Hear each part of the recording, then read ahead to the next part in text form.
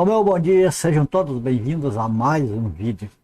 Hoje vamos falar a respeito de crédito das escrituras, ou seja, com certeza alguns de vocês que estão assistindo este vídeo já toparam com pessoas que não acreditam nas escrituras, diz que as escrituras foram modificadas, que tem erros e e por aí vai. Ou alguns de vocês que ainda não aconteceu, pode acontecer lá para frente. Sabe o que acontece, amados? Que nem comigo aconteceu também. A gente fica sem resposta, porque pegam e apresentam isso, apresentam aquilo, e dizem assim, a Bíblia foi homens que escreveu, era um cara ignorante, era um pescador, eram pessoas lá de última classe, aqueles que gostam de denegrir, né, a palavra de Deus. Então eles acham todos os meios para tentar pisotear mesmo a Bíblia. E muitas vezes, mas se a gente não tem uma base, a gente tem que fazer o quê? Ficar quieto, né? Então por isso, amado, tem aqui alguns textos que eu aprendi e que eu quero dividir com vocês, isso que eu aprendi para nós ficar sabendo, né? No momento desse tipo de abordagem, então a gente ter na ponta da língua as respostas para essas coisas. Como não é assim, foram ignorantes, pescadores e não sei o que lá, pessoas que nem sabem ler, que escreveram a Bíblia. Eu vi, amados, até uma pessoa que falou assim que a Bíblia os discípulos, os escritores bíblicos, como nós temos hoje, não era nada disso, porque eles nem sabiam escrever, que foi escrito por religiosos, assim, mancomunados com políticos. Veja que ponto chega a atacar a veracidade da Bíblia. Então vamos ver, amado, neste vídeo de hoje, como não é assim. Como teve pessoas simples que escreveram a Bíblia, mas foram na orientação do Senhor. Tem pessoas que estão como escritores na Bíblia, mas foi outras pessoas que escreveram para eles. A espécie assim, um escrivão, que nem o caso do apóstolo Paulo.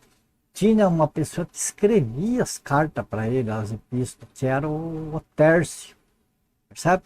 Então vamos ver os textos. E tenho certeza que quando vierem apertar algum de vocês aí, nesse sentido, vocês vão ter as respostas na ponta da língua. Certo? Vamos lá então? Veja aqui. Nós temos como primeiro texto aqui, Lucas capítulo 1 e o versículo 14. Depois nós temos aqui Atos capítulo 1, versículo 1 ou 5. Desculpa, aqui não é capítulo 14, é Lucas capítulo 1 e versos do 1 até o 4. Certo? Vamos lá então. Tendo, pois, muitos empreendido por em ordem a narração dos fatos que entre nós se cumpriram. Veja que Lucas está falando de fatos, não de boatos. Por em ordem os boatos que entre nós aconteceram, não está falando de fatos, de coisas que ele tinha certeza que aconteceram. Né? Segundo nos transmitiram os mesmos que os presenciaram desde o princípio e foram ministros da palavra. Então ele está falando de fatos que foram presenciados, quer dizer, Lucas está falando que ele está escrevendo a respeito de fatos e não boatos que foram narrados por pessoas que presenciaram os tais fatos. Ele prossegue aqui, ó, pareceu-me também a mim conveniente descrevê-los a ti, ó excelentíssimo Teófilo.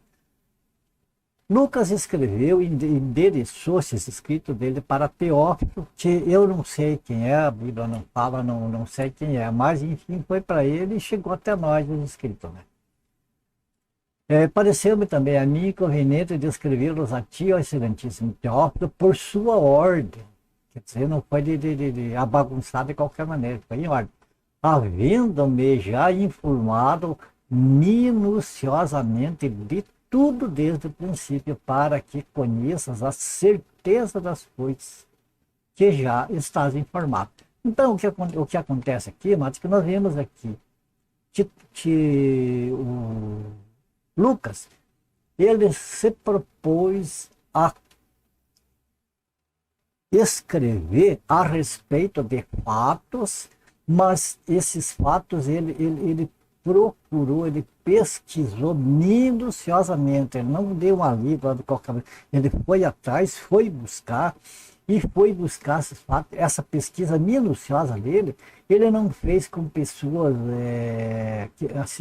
que talvez ele foi em pessoas que presenciaram os fatos. Que fatos são esses? Vida, morte e ressurreição do Senhor Jesus. Então veja que ele falou que ele pesquisou minuciosamente, isto é, ele trabalhou, ele foi atrás, ele não ficou apenas numa conversa, conversou com um, tudo bem, assim. Ele foi pesquisar várias pessoas. E pesquisar o que? De tudo, desde o princípio. Por que ele fez essa pesquisa? Porque muitas pessoas já tinham escrito a respeito desses assuntos, inclusive ele mostra aqui que Teófilo já sabia, mas só que agora Lucas queria levar uma certeza para Teófilo dos acontecimentos. Bom, agora isso foi em Lucas, agora vamos ver aqui em Atos dos Apóstolos, capítulo 1, versículo 1 ou 5, veja o próprio Lucas, porque Lucas escreveu o livro que tem o nome dele, né, o Evangelho que traz o nome dele, Evangelho segundo Lucas, e escreveu também o livro de Atos dos Apóstolos, narrando a história da igreja. Então veja o que ele diz aqui em Atos. Fiz o primeiro tratado, ó Teófilo, veja, para o mesmo Teófilo que ele escreveu o Evangelho, acerca de tudo que Jesus começou não só a fazer, mas a ensinar. Veja que os fatos que aqui que ele falou, que ele tendo muito empreendido por em ordem da narração desses fatos, ele foi atrás de testemunhas que presenciaram os fatos, ele pesquisou minuciosamente os acontecimentos, os fatos, a ocorrência dos fatos desde o princípio, para levar a certeza desses fatos, né, ao conhecimento de Teófilo. E aqui diz, veja bem, fiz o primeiro tratado a Teófilo acerca de tudo que Jesus, então aqui ele já começa a falar que os fatos eram a respeito de Jesus, e não só o que o Jesus começou. Jesus começou, quem terminou a narração dos fatos foram os apóstolos. A obra que Jesus começou na cruz, ele consumou tudo e deixou para os apóstolos, então, levar para o mundo a notícia dos acontecimentos. É isso aqui que aconteceu. Então, ele fala que essa narração que ele fez foi do que Jesus começou, não só a fazer, como os milagres, aquelas coisas, mas também o que ele ensinou. Que as doutrinas de Cristo estão ali narradas no Atos dos Apóstolos e no livro de Lucas. O que Jesus começou não só a fazer, mas a ensinar, né? Ele fala que ali minuciosamente de tudo, desde o princípio, e aqui ele fala, olha, até o dia em que foi recebido em cima, isto é, até desde o princípio, desde o nascimento do Senhor Jesus. Lucas pesquisou com testemunhas oculares, desde o nascimento do Senhor Jesus até sua ressurreição, quer dizer, toda a vida dele. Porque se pega o livro de Lucas ali, você vê a genealogia de Jesus ali. Desde o nascimento dele, o nascimento de João Batista e tudo mais. Então, até quando ele ressuscitou, né? Então, até o dia em que foi recebido em cima, no céu, depois de ter dado mandamento pelo Espírito Santo aos apóstolos que conheceram esses mandamentos, Jesus deu nos 40 dias que o Senhor Jesus ficou ressuscitado aqui na terra. Jesus ressuscitou, né, saiu da sepultura e apareceu aqui na terra por 40 dias ensinando e dando mandamento aos apóstolos e seus discípulos. Lucas narra tudo isso aqui, né? Aos quais, aos apóstolos que escolheram, né? Aos quais, depois de ter padecido, ou seja, depois de Jesus ter padecido, se apresentou, no caso, aos apóstolos, vivo, com muitas e infalíveis provas. Olha aqui essas pessoas que duvidam da ressurreição de Cristo e abusam da Bíblia. Olha aqui, Lucas pesquisou e diz que Jesus se apresentou com muitas e infalíveis provas. Infalíveis é que é provado, que é comprovado, que não tem como refutar. Infalíveis, provas infalíveis são provas que não têm falha. São provas concretas, provas oculares. É isso que Lucas foi atrás e se interiorizou, né? Vejamos aqui o começo. Aos quais também, né, os discípulos, né, depois de ter padecido, se apresentou vivo com muitas e infalíveis provas, sendo visto por eles, discípulos, os apóstolos, por espaço de 40 dias e falando do que respeita ao reino de Deus. Veja, Jesus, nesses 40 dias, ficou ensinando, ficou capacitando os apóstolos e os discípulos. E estando com eles, determinou-lhes que não se ausentassem de Jerusalém, mas que esperassem a promessa do Pai, que disse ele: de mim ouvistes. Porque, na verdade, João batizou com água, mas vós sereis batizados com o Espírito Santo não muito depois destes dias. Pentecostes. Jesus ficou 40 dias, cerca de 50 dias depois, aconteceu o Pentecostes, aconteceu o batismo do Espírito Santo para a igreja. O batismo do Espírito Santo para a igreja aconteceu lá no dia de Pentecostes, mas ele vale até agora. Todos aqueles que o Senhor Jesus recolhe no seu corpo já são batizados com o Espírito Santo, instantaneamente. Mas esse assunto é assunto de outro vídeo, nós vamos nos alongar aqui. Agora veja bem, o que nós estamos falando, amados, a respeito da credibilidade da Bíblia, das provas apresentadas e como a Bíblia é verdadeira. Veja bem, 1 Coríntios capítulo 15, versículos 3 ao 9. O apóstolo Paulo escreve: antes de tudo vos entreguei o que também recebi, que Cristo morreu pelos nossos pecados, segundo as Escrituras, e que foi sepultado, ressuscitou ao terceiro dia, segundo as Escrituras. Veja bem aqui, e apareceu a Cefas e depois aos 12. Note que o apóstolo Paulo aqui está com base nas Escrituras anteriores, ele está testificando que Jesus morreu e que Jesus ressuscitou e apareceu vivo. Como o apóstolo Paulo, nós já temos duas testemunhas aí fortes a respeito da ressurreição de Jesus. Apareceu a Cefas, né? O Lucas escreveu, então nós temos testemunho de Lucas, temos testemunho de Paulo, agora apareceu a Cefas, já temos mais um, e depois aos 12, já temos mais umas 15 pessoas que testificam da ressurreição de Cristo. Depois foi visto por mais de 500 irmãos de uma vez. Pronto, agora aqui já não é mais apenas Paulo, Cefas e 12, já é mais de 500 irmãos que viram Jesus ressuscitado, que se certificaram, inclusive Tomé. Tomé, que não acreditava, Jesus apareceu para ele, para Tomé: põe o teu dedo aqui no buraco dos pregos, aqui na minha mão. Coloca a tua mão aqui no lugar onde a lança penetrou aqui. E deixa de ser incrédulo, mas seja crente. Então, veja bem que Jesus apareceu ressuscitado. Depois foi visto por Tiago, mais tarde por todos os apóstolos, e afinal, depois de todos, foi visto também por mim como por um nascido fora de tempo. Porque eu sou o menor dos apóstolos, que mesmo não sou digno de ser chamado apóstolo, pois persegui a igreja de Deus. Aqui estão os textos, amados irmãos, meditem nesses textos, vocês vão ter as respostas a todas.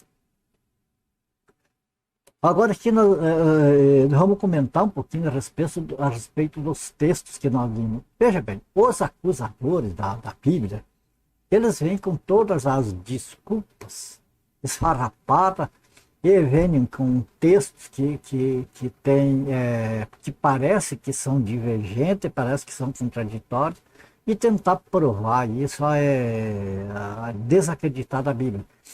E daí vem com aquela conversa de que os escritores da Bíblia eram ignorantes, eram pessoas sem estudos, eram pessoas rudes. Amados, para quem não sabe, eu acredito que muitos que estão vendo esse vídeo sabem, mas para alguns que porventura não sabem, Lucas, esse que escreveu, esse que fez essa pesquisa minuciosa, esse que foi buscar a verdade lá naqueles que viram, que foram testemunhos oculares. Esse que eu não sei quanto tempo ele levou para completar esses 2 livros que ele escreveu. Esse, amados, não era ignorante, ele era um médico. Para quem não sabe, ele era médico. E um médico, eu acho que ele tem de estudar bastante, né? Ele não é uma pessoa ignorante, não. Ele entende muita coisa, é uma pessoa culta, uma pessoa de estudo, é uma pessoa que tem cultura, é uma pessoa que tem nível compatível com todos os formandos de todas as áreas aí. Portanto, é uma pessoa que merece respeito, não é ser chamada como ignorante que não sabe ler isso e aquilo. Então temos aí, para os que dizem que foram os ignorantes que escreveram a Bíblia, temos aí um médico. Um médico testificando que ele conseguiu, que trouxe provas infalíveis da vida do Senhor Jesus, que está nas Escrituras, desde o seu nascimento até a sua ressurreição, provado que ressuscitou e tudo mais. Eu acredito, amado, que se isto é provado, veja bem, a ressurreição é o pilar do cristianismo, é o sustentáculo do cristianismo, é a ressurreição de Jesus, porque ninguém, em tempo algum, ressuscitou de entre os mortos. Jesus Cristo não ressuscitou dos mortos, ele ressuscitou de entre os mortos, quer dizer, de todos os mortos, ele ressuscitou. E depois dele, então, vem a ressurreição dos demais mortos. Então, não tem outros líderes religiosos, aí, chefes de religiões, que se saiba que tenha ressuscitado, com provas cabais, com provas infalíveis, com provas de pessoas que viveram na época. Você veja que nessa parte aqui, ó, veja nessa parte aqui, ó, a maioria sobrevive até agora. Isso aqui é muito importante, amado, porque essa pesquisa que o médico e escritor Lucas fez, ele inclui a pesquisa sobre pessoas que estavam vivas naquela época. E aqui o apóstolo Paulo, ele corrobora isso, ele assina embaixo, mostrando que Jesus, depois de ressuscitado, ele apareceu a muitas pessoas. E como ele diz aqui, ó, dos quais a maioria sobrevive até agora, isto é, até o tempo que foi escrita aqui essa carta aos Coríntios. Aqui. Até essa época, quem duvidasse da ressurreição de Jesus, podia comprovar com pessoas que estavam vivas, com pessoas que tiveram contato com o Jesus ressuscitado. Não era apenas os apóstolos ali, tinha, veja bem, mais de 600 pessoas e grande parte ainda nessa época que vivia, que quem duvidasse, quem desejasse comprovar, poderia ir reunir essas pessoas. Certo? Agora, amados, veja uma coisa. Vamos fazer um exemplo assim. Acontece um crime. Hoje, aqui, agora vamos sair da parte espiritual, da parte da Bíblia, vamos falar do nosso mundão aqui. Acontece um crime, como acontece praticamente todos os dias, então a polícia vai e prende um suspeito. Esse indivíduo não pode ser acusado que ele é um criminoso, porque não tem prova. Ele é um suspeito. Vai ainda ser investigado e ser comprovado se ele é culpado ou não. O que acontece? Isso aqui, no devido tempo, vai ter um julgamento. Vai ter um julgamento, certo? Então, vai lá, da entrada no tribunal, o juiz é que vai decidir a sentença. Será culpado, será inocente e a sentença. Quanto tempo vai estar lá, ó, a sentença, enfim. Agora, para que o juiz possa dar essa sentença, é preciso ser comprovado que esse suspeito é culpado. Se não for comprovado, não tem como aplicar uma sentença nele, vai ter que ser liberado como inocente. Pela nossa lei aqui, até que se prove o contrário, a pessoa até que se prove o crime, a pessoa é inocente. Então, veja bem, o que vai decidir vai ser testemunha. Quantas testemunhas? Precisa 2, 3 testemunhas, pelo menos, para testemunhar, e de preferência pessoas que viram o crime acontecer, reconheceram a pessoa, bom, esse aqui é esse aqui, é ele, eu vi ele fazendo isso e aquilo. Então ali o juiz vai determinar o que vai ser. Bom, agora tem 3 testemunhas, então ele já está declarado culpado, agora vai ser determinada a sentença, daí é o juiz que determina. Mas a culpa, se é culpado ou se é inocente, quem determina é a testemunha. Agora veja bem, num tribunal aqui, nosso tribunal secular aqui, 3 testemunhas podem ou condenar uma pessoa ou inocentar. Não adianta outras palavras, outras pessoas virem querer dizer que é o que não é, e apresentar ali desculpas ali para tentar inocentar ou acusar. É a palavra das testemunhas que vai resolver. Somado a outras evidências ali, por exemplo. Agora, amado, aonde que eu quero chegar é o seguinte. Se aqui, nos tribunais aqui seculares, 3 testemunhas têm a credibilidade de absolver ou condenar, por que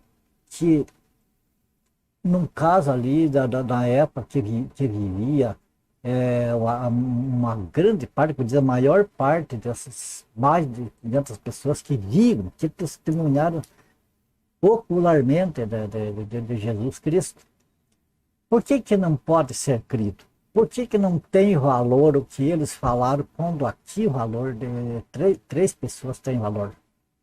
Veja bem, o interrogatório geralmente, o interrogatório das testemunhas geralmente não é todas juntas.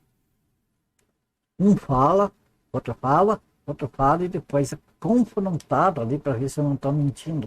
Aqui o que está fazendo. Veja bem, o apóstolo Paulo, ele está apresentando ali entre essas 600 pessoas, a maior parte ali. Imagine interrogado uma por uma dessas pessoas aí, e eles falam tudo a mesma coisa. Não tem como essas infalíveis provas que o médico e escritor Lucas apresentou lá para o Teófilo. Então, amados, como que nós vamos desacreditar das escrituras hoje. Muitas pessoas dizem que as escrituras foram adulteradas lá no Vaticano. Ah, mas eu não sei isso aí, eu não cheguei a esse ponto lá de estudar essas partes para opinar. Se tem alguma adulteração, ou não tem, eu não sei, não afirmo, nem sim, nem não, mas uma coisa eu tenho certeza, a mensagem do Evangelho não foi adulterada. A mensagem pode ter erros humanos, erro de escrita, erro de cópia, erro ortográfico, coisa assim. Mas erro na mensagem do Evangelho, que é João 3,16, porque Deus amou o mundo de tal maneira que enviou seu Filho para que todo aquele que nele crê não pereça, mas tenha a vida eterna. Essa é a mensagem central da Bíblia, e essa mensagem, olha, aonde for ela mesma, não tem adulteração nenhuma, e é isso que é preciso o cristão crer para se salvar. Então, as outras coisas, se existe alguma coisa um pouco diferente, não atrapalha em nada a fé daquele que crê. Certo? Então, aqui a gente termina esse vídeo. Esse vídeo hoje era esse o objetivo: levar as pessoas que porventura tenham tido a cabeça feita, como nós dizemos, né, buzidada dos ouvidos, desfazendo da Bíblia, porque está cheio de pessoas fazendo isso. Que as pessoas possam estar vendo esse vídeo, possam conferir o que a gente falou, com o que está escrito, e eu acredito que a própria consciência das pessoas vai, né, mostrar para elas que a Bíblia não é um livro realmente do qual nós podemos crer e podemos nós avalizar por ele. Beleza? Terminamos por aqui então mais esse vídeo. Minha gratidão a Deus é sempre a mesma. Minha gratidão a Deus, em primeiro lugar, a vocês que tenham me acompanhado, você que está vendo esse vídeo junto com a gente e até o final. Que o Senhor abençoe cada um de vocês, família de vocês. Ore por mim, por a minha família. Se for do agrado do Senhor, nós haveremos de nos ver no próximo vídeo. E fiquem com Deus. Que o Senhor abençoe todos vocês e até o próximo vídeo, se o Senhor nos permitir. Até!